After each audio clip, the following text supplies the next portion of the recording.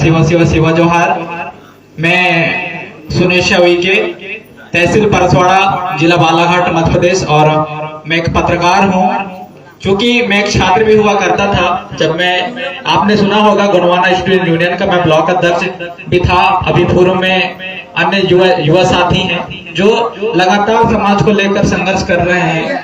क्योंकि मैं आज, मुझे इस गढ़मंडला की धरती गोंडवाना पे मुझे बोलने का मौका मिला और मैं यहाँ के युवाओं को मैं कुछ देना चाहूंगा और यहाँ के जो वरिष्ठ हैं इनसे मैं कुछ सीख कर जाऊंगा। हमेशा मेरी यही उम्मीद रहती है और मेरे लिए गौरव की बात है कि मुझे इस ग्राम में बोलने का मौका मिला। क्योंकि मैं तो तैयार नहीं था, लेकिन मुझे पता ही नहीं था कि मेरा नाम यूं ही आ जाएगा।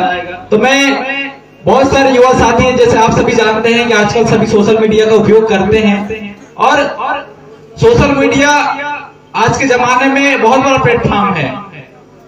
समाज में बहुत सारे ऐसे युवा हैं, कहते हैं ना, जिस समाज में हमारा जन्म होता है, हमारी जिम्मेदारी है कि हम उस समाज के लिए कुछ ऐसे महान काम करें जो आने वाली पीढ़ी हमें याद करे।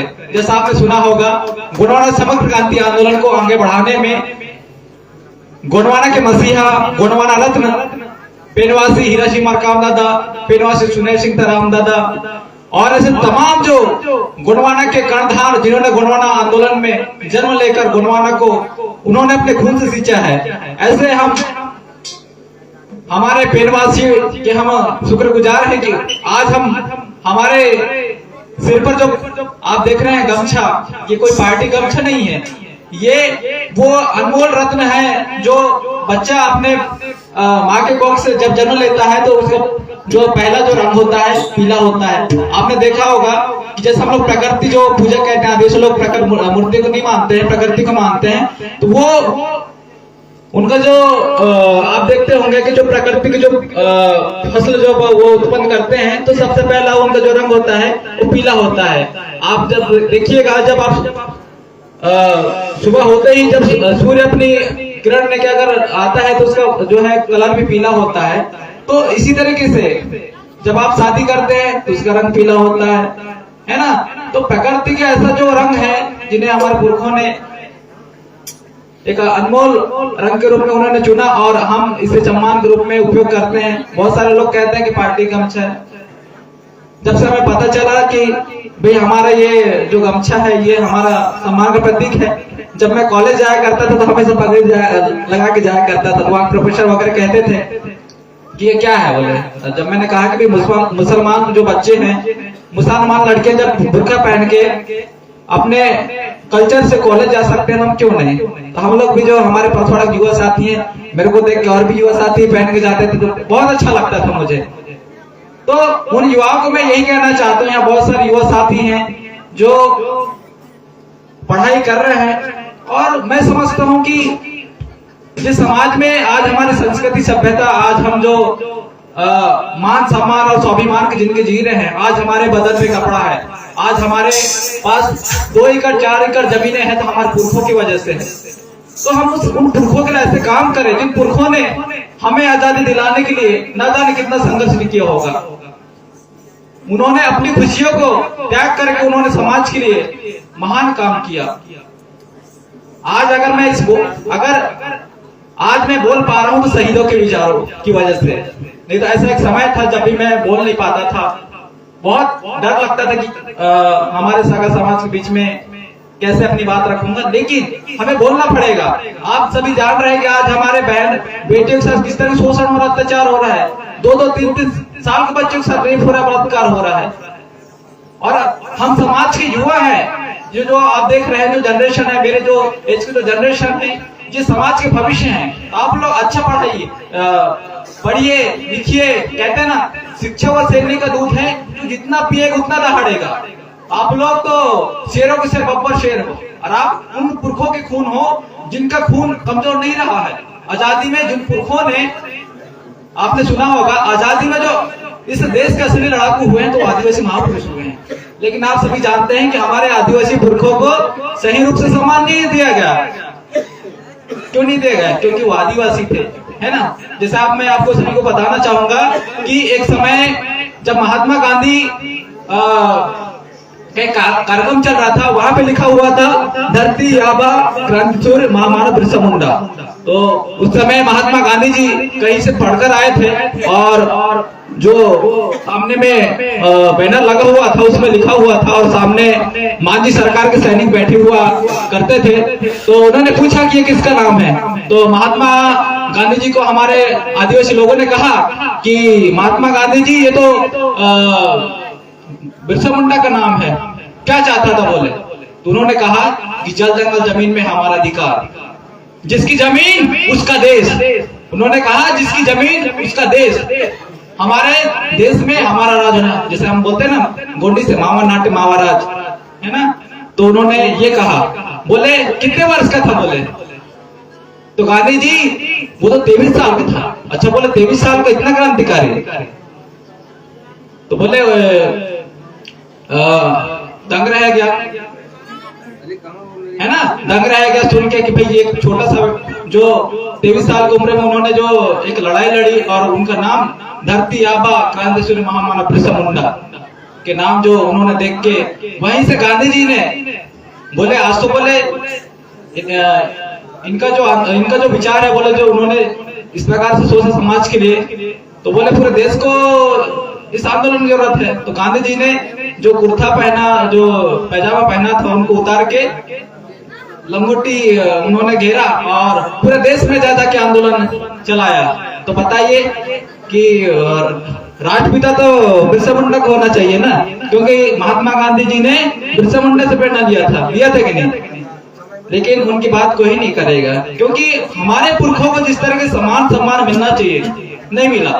तो हम युवा साथी जो पढ़ लिख रहे हैं, उन तमाम बहनें आज जो सोशल मीडिया का अच्छा उपयोग कर रहे हैं, आप लोग व्हाट्सएप, फेसबुक, यूट्यूब, तमाम प्रकार के जो आप लोग फोन उपयोग कर रहे हैं, आज जैसे दादा वगैरह जो हमारे सतीश मेरावी दादा हैं, ये कार्यक्रम के माध्यम से आप लोग को यही बताना चाह रहे हैं कि आप लोग शिक्षित के साथ साथ समाज को लेकर चले, अपने कल्चर को कभी ना भूले। हम कहीं भी रहे, हमें अपनी संस्कृति को नहीं भूलना है, हमारे मिट्टी को नहीं भूलना है, हमारे गांव को नहीं भूलना है, हमारे पुरखों को नहीं भूलना है, जिन पुरखों की वजह से आज हमारे बदन पे कपड़े हैं। ऐसे पुरखों को नहीं भूलना है। कहते हैं ना कि शरीर से खून बहे तो चलेगा, पर आंखों, हमारे पुरखों ने कहा था, हमारे एक जो विलेज सर है वैचारिक, वो हमेशा कहा करते हैं कि शरीर से खून बहे तो चलेगा, लेकिन आंखों से आंसू नहीं बहना चाहिए। क्या टंटे का खून मर गया? क्या बिरसा का खून मर गया? क्या शंकर शाह रघुनाथ का खून मर गया? क्या रानी द्रौपदी खून मर गया? बहुत सारे ऐसे बहनें हैं जो बोल नहीं पाते हैं, जिसकी वजह से शोषण का शिकार हो जाती है। उन तमाम बहनों से मैं यही कहना चाहता हूँ, क्योंकि मेरा भाषण हमेशा देश का राज रहता है, क्योंकि पब्लिक भी नहीं है, और मैं अधिकतर युवाओं को इसलिए कहना चाहता हूँ कि हमारे जो वरिष्ठ लोग हैं उन्होंने अपनी गोंडी भाषा को बचा कर रखा है। तो हमारी जिम्मेदारी है कि हम जो संविधान में जो प्रदत्त जो आदिवासी को विशेष करके अधिकार मिले हैं, हम उनको पढ़े कि बाकी में संविधान में कौन से अधिकार मिले हैं, आर्टिकल 244 में कौन से अधिकार मिले हैं, 5वीं सूची में कौन से अधिकार है, वनाधिकार अधिनियम क्या है, समता जजमेंट क्या है, और बहुत सारी चीजें हैं। तो तमाम युवा साथी जो पढ़ लिख रहे हैं, आपसे समाज से बहुत सारी उम्मीदें हैं। अगर आज आप लोग अगर समाज के लिए अगर काम नहीं कहते ना, जो समाज की सेवा नहीं करता, शिक्षित होने के बाद जो समाज की सेवा नहीं करता, तो वो कहीं न कहीं नालायक है। कहें तो हमें नालायक नहीं बनना है, हमें सब समाज की सेवा करना है। बस बहुत सारी बातें हैं, बस यही बोलूंगा, और क्योंकि बोलना तो बहुत है, और एक पंक्ति बोलना चाहूंगा कि सरफरोशी की तमन्ना अब हमारे दिल में है, सरफरोशी की तमन्ना अब हमारे दिल में है। देखना है जोर कितना बाजुए का दिल में है, देखना है जोर कितना बाजुए का दिल में है। तेरे सीने में नहीं तो मेरे सीने में सही, मेरे आदिवासी मातृशक्ति पितृशक्तियों, तेरे सीने में नहीं तो मेरे सीने में सही, हो कहीं पर भी, हो कहीं पर भी अगर आदिवासी हो तो आदिवासी को खून सीने में लगना चाहिए, आदिवासी खून सीने में लगना चाहिए। अरे जमाने दुनिया का एहसास बाकी है, आप लोग इसकी याद रखना, जमाने दुनिया का एहसास बाकी है, आप लोग इसकी याद रखना। अरे आपके विचारों का ताज बाकी है, दबन हो जाएगा ये सब दिन का अंदाज, मेरे गुणवाना का नाम बाकी है, मेरे गुणवाना का नाम बाकी है। कसम है गुणवाना की, दुश्मनों से टकरा जाएंगे, कसम है गुणवाना की दुश्मनों से टकरा जाएंगे और शिक्षा से ग्रहण करेंगे, समाज को जन जन तक पहुंचाएंगे, जन जन तक पहुंचाएंगे। बस बहुत सारी बातें हैं और मैं यही कहूंगा खासतौर से युवाओं को ले, क्योंकि बहुत सारे युवा हैं जो पढ़ लिख तो लेते हैं लेकिन हमें ऐसे कर्मचारी बनना है। बहुत सारे युवा हैं समाज में, बहुत सारे से नौकरी पेशा वाले अधिकारी कर्मचारी भी आप देखे होंगे अपने गांव में, है ना। आपने रिश्तेदारों में देखा होगा कि जब समाज से जब कर्मचारी अधिकारी बन जाते हैं तो आपको भूल जाते हैं लोग।